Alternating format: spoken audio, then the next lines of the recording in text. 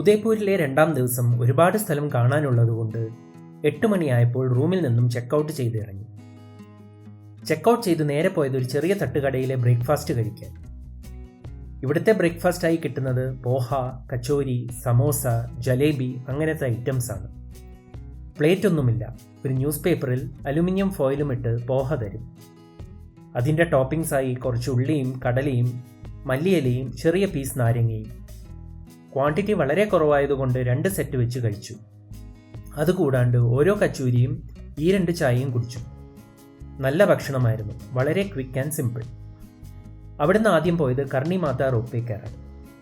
തിരക്ക് എക്സ്പെക്ട് ചെയ്ത് നേരത്തെ പോയെങ്കിലും ടിക്കറ്റ് എടുത്ത് റോപ്പ് വേയിൽ കയറാൻ 1.5 മണിക്കൂറോളം എടുത്തു.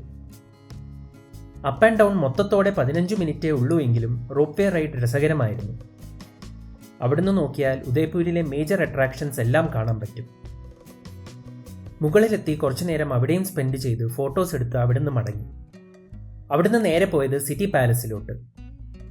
അവിടെ പാർക്കിംഗ് ഇഷ്യൂ ഉണ്ടാവുമെന്ന് മനസ്സിലായതുകൊണ്ട് ഓട്ടോ പിടിച്ചാണ് പോയത്.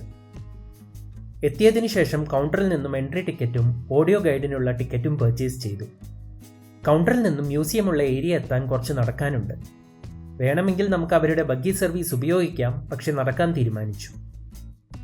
ഉദയ്പൂരിലെ ഒരു മേജർ ടൂറിസ്റ്റ് അട്രാക്ഷൻ ആയതുകൊണ്ടും വീക്കെൻഡ് ആയതുകൊണ്ടുമായിരിക്കണം ഭയങ്കര തിരക്കായിരുന്നു സിറ്റി പാലസിൽ. ഇന്ത്യയിൽ എല്ലാ സ്റ്റേറ്റ്സിൽ നിന്നുമുള്ള ആളുകൾ അവിടെ ഉണ്ടായിരുന്നു. തിരക്കുണ്ടായിരുന്നത് കൊണ്ട് തന്നെ ഒരു പുതിയ സ്ഥലം കണ്ടതുപോലെയല്ല, ഒരു വലിയ ക്യൂവിൽ നിന്ന ഒരു ഫീലിംഗ് ആയിരുന്നു. ക്യാമറ എങ്ങോട്ട് തിരിച്ചാലും മനുഷ്യനില്ലാത്തൊരു ഫ്രെയിം ഉണ്ടായില്ല. എന്നാലും എങ്ങനെയൊക്കെയോ അഡ്ജസ്റ്റ് ചെയ്ത് കുറച്ച് ഫോട്ടോസ് എടുത്തു. എല്ലാം കണ്ടു തീർന്നപ്പോഴേക്കും നല്ല വിശപ്പും ദാഹവും. അവിടെ തന്നെ ഒരു റെസ്റ്റോറൻറ്റ് ഉണ്ടായിരുന്നു. ഓരോ പ്ലേറ്റ് ദാൽ ബാട്ടി ചുർമ മേടിച്ചു കഴിച്ചു.